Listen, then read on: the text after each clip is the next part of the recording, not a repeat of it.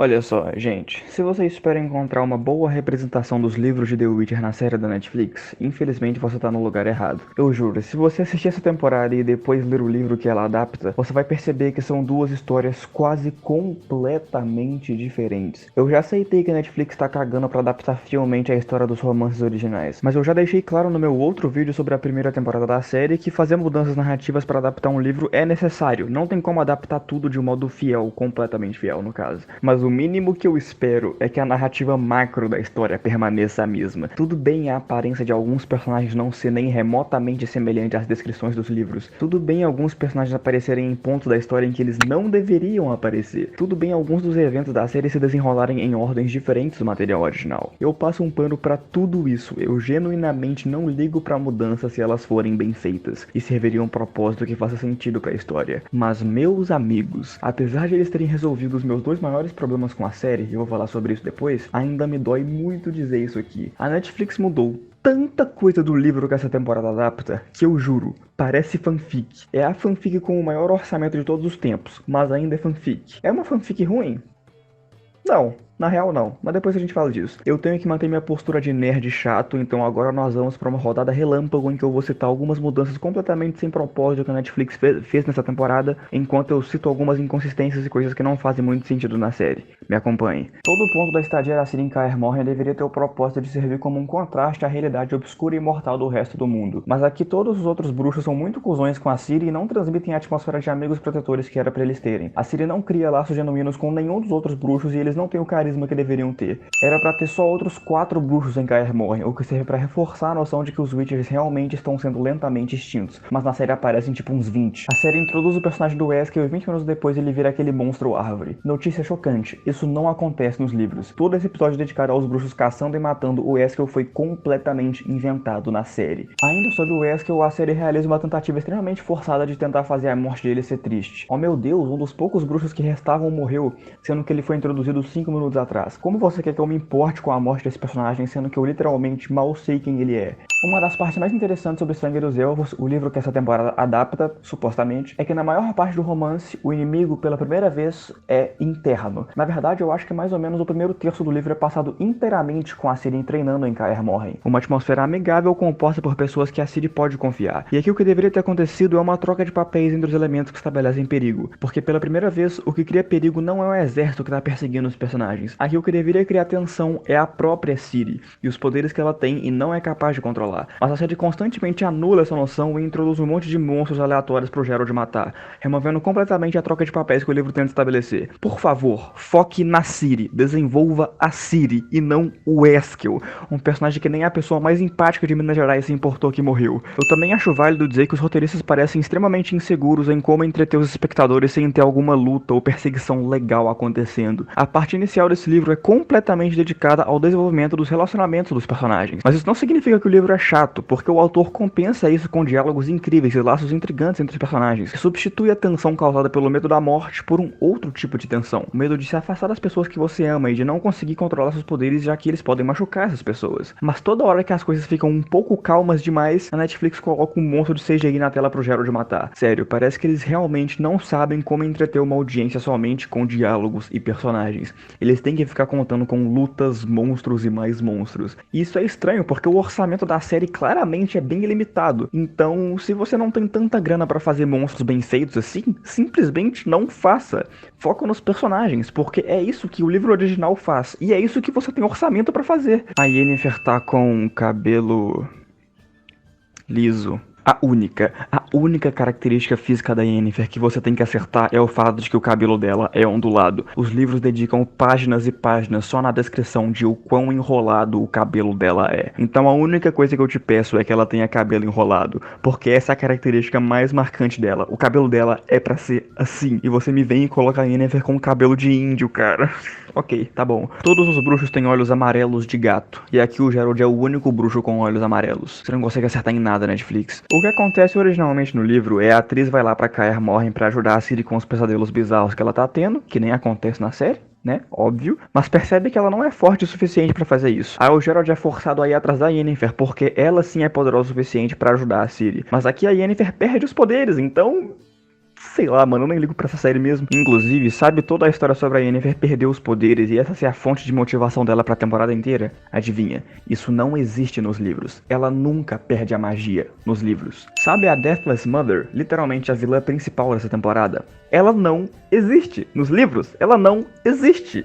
Praticamente nada que tem nessa temporada tá no material original. A Netflix tem todas as peças de Lego à sua disposição, o manual certinho de qual escultura ela deve construir, e ela insiste em criar sua própria escultura, completamente incoerente, sendo que o manual certo tá bem ali, cara, é só você seguir. Sabe a revelação final de que o Emhyr, Imperador de Nilfgaard, é o pai biológico da Ciri? Então, isso de fato tem nos livros, né? Aí já seria demais também. Mas você sabe quando nós descobrimos isso nos livros? No último. Esse plot twist só é revelado no 7º livro, que é o último cronologicamente. E esse plot twist é literalmente o melhor da saga inteira. E é exatamente por isso que ele é guardado pro final, não pra segunda temporada. Eu não tô falando que essa revelação da série é ruim ou mal feita de jeito nenhum. Na verdade, a cena disso é um dos pontos mais altos da série até agora. Tipo, ela é muito bem feita mesmo, eu gostei demais. Mas revelar isso tão cedo na história é só uma prova de que a Netflix não acha que vai conseguir manter a audiência interessada por mais 4 temporadas. Nos livros, o Emhyr faz questão de não sair anunciando pra todo mundo que a Ciri é filha dele, exatamente porque essa informação é muito valiosa e nas mãos erradas pode ser catastrófica. Path to helping me find my daughter. Toda essa subtrama da Yennefer querer sacrificar a Ciri para recuperar seu poder é completamente inexistente nos livros. Isso me incomodou um pouquinho porque o relacionamento entre Yennefer e Ciri provavelmente é o relacionamento mais puro e genuíno de toda a história. Porque diferente de Geralt e Yennefer, e Geralt e Ciri, a Ciri e a Yennefer, nossa, quanto nome, não estão ligadas pelo destino de forma alguma. O que significa que o relacionamento de mãe e filha que elas deveriam desenvolver seria completamente genuíno. Essa sinceramente é a melhor parte desse livro. O relacionamento delas é muito bom. Inclusive eu diria que é melhor do que o do Geralt e da Ciri, pra ser sincero. E eu não entendo muito como a Ciri vai enxergar uma mulher que já teve a intenção de sacrificá-la como mãe algum dia. Mas ainda tem muita história pra acontecer, então nesse caso eu passo um pano, sei lá. E também tem outras inconsistências que me incomodaram um pouco, tipo no começo da temporada o Geralt demora 3 episódios pra ir de cavalo a Kaer Morhen, mas no último episódio ele simplesmente teleporta de Sintra pra lá em tipo 5 minutos, ou a Ciri possuída por aquela demônia lá, matando todos os bruxos silenciosamente, sendo que a maior arma que os bruxos têm à sua disposição são os seus sentidos aguçados. Sim, mesmo dormindo era pra todos eles terem escutado a Ciri vindo. Enfim, mas eu estaria mentindo se eu dissesse que algum desses últimos itens que eu citei realmente me incomodou. Eu confesso que aqui eu tô só enchendo o saco. Mas enfim, Netflix, você venceu. Eu me rendo. Eu aceito que você vai escrever fanfic com esses personagens e apresentar histórias completamente diferentes dos livros. E eu não posso arriscar meu colesterol mais ainda e continuar irritado com isso. Então dane-se. Vamos analisar essa série agora como uma história completamente independente e ignorar que era pra isso ser uma adaptação. Vamos analisar essa fanfic. É uma fanfic ruim? Não. Na verdade, eu achei bem legal. Então, por incrível que pareça, agora eu vou falar bem da série. Porque por mais que até agora eu só esculachei a Netflix, eu já consegui lidar com o fato de que eu não vou ter uma história minimamente fiel aos livros. E tá tudo bem. Eu não ligo mais. E aqui entra o título do vídeo. A segunda temporada de The Witcher é fanfic. Mas é legal. Então, para começo de conversa, eu anuncio que eu tô muito feliz que eles consertaram os meus 2 maiores problemas com a primeira temporada da série. O primeiro era que eles tentaram adaptar 2 livros inteiros em uma temporada só, e é por isso que a cronologia da primeira temporada é uma bagunça, e a história como um todo é bem difícil de acompanhar. E eles resolveram isso, porque agora, ao invés de adaptar 2 livros de uma vez, eles decidiram adaptar um livro, né?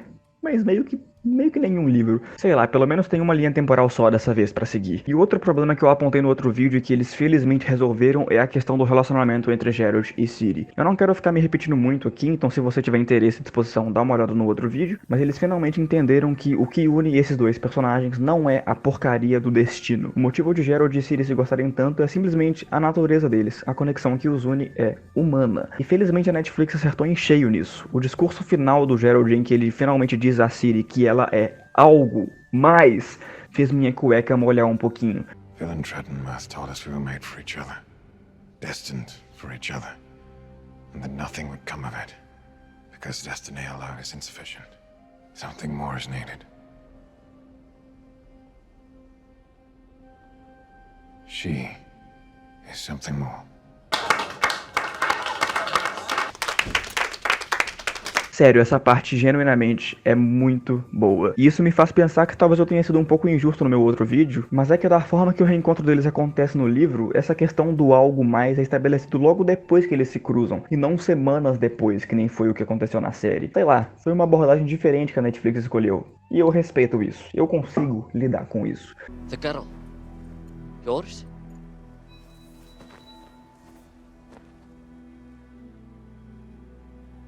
Mine.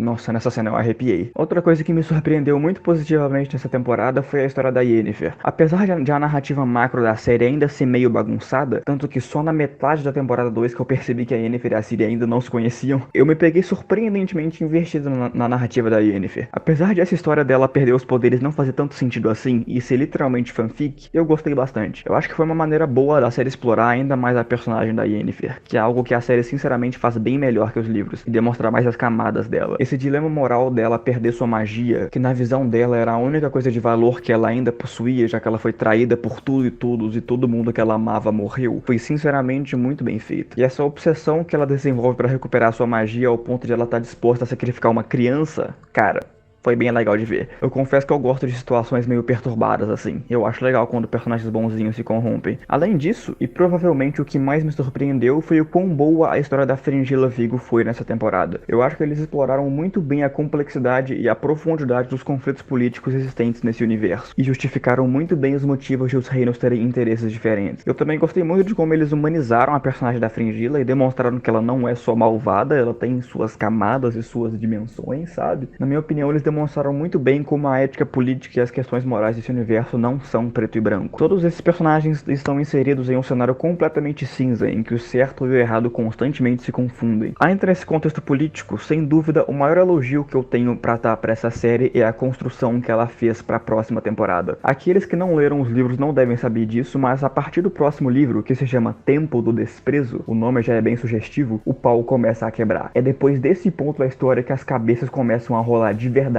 e a guerra entre os reinos explode. E a forma como a série construiu a ascensão da iminência de conflito foi muito boa, cara. Eu adorei como a série dedicou o tempo suficiente pra construir as motivações de Nilfgaard, dos reinos do norte, dos elfos e dos três personagens principais. E como o próximo livro é um dos melhores na minha opinião, eu espero que pelo menos dessa vez eles desceram ser um pouco mais fiéis ao material original. Eu estou te implorando, Netflix, por favor. E eu acho que todo mundo concorda que o Jaskier é indiscutivelmente a melhor parte da série. As interações que ele tem com qualquer personagem sempre coloca um sorriso no meu rosto. Esse ator é muito bom nesse papel. You know, I always knew there was some deeper feeling for me beneath all that rage and hair. She's got a lot of hair, that woman. Mas eu confesso que até o episódio 5, mais ou menos, eu não tava tão investido assim na história. Tanto que eu demorei muito pra terminar de ver. Mas quando chegou no episódio 6, meu amigo, aí o nível subiu. Eu nem sei colocar em palavras direito, mas os 3 últimos episódios da série são simplesmente muito bons. O conflito de interesses, tanto dos reinos quanto dos 3 personagens principais, entrou em convergência muito bem. Eu gostei muito da Yennefer fugindo com a Ciri pelo portal e passando a perna no Geralt pela 17ª vez. Só não fez muito sentido a Ciri simplesmente concordar e abandonar o Geralt, mas enfim. Eu também achei o clímax do último episódio bem ok, sei lá. Ficou claro que a Netflix escolheu botar esse tanto de bruxo porque queria matar um monte deles no final. E sei lá, velho. Eu achei legalzinha a luta final. Ficou claro que a maior parte do orçamento veio pra esse episódio e valeu a pena. De novo, é um conflito que nunca existiu nos livros e a Ciri ser a antagonista final é um conceito que eu não aceitei muito bem ainda. Mas dane-se, foi ok. Foi um bom final pra temporada, mas a parte em que a Aer morre com certeza foi o aspecto menos interessante. Eu gostei mais de ver os elfos putaços querendo ir pra guerra e a revelação do Emhyr, que sim, como eu já disse, era pra acontecer daqui 4 temporadas. Mas tudo bem,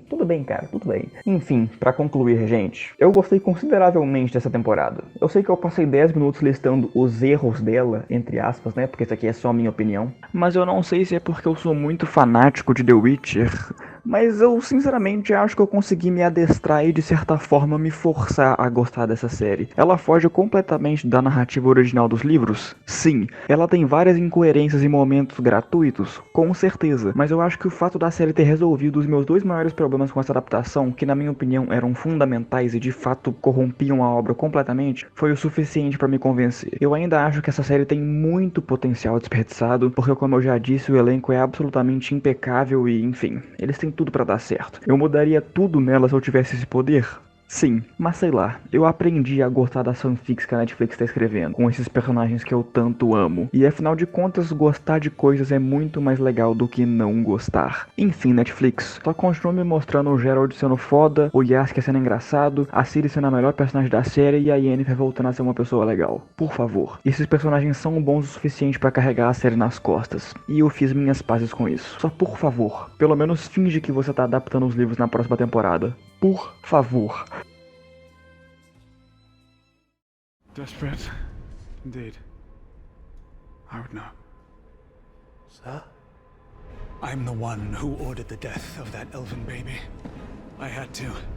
It was the best path to helping me find my daughter.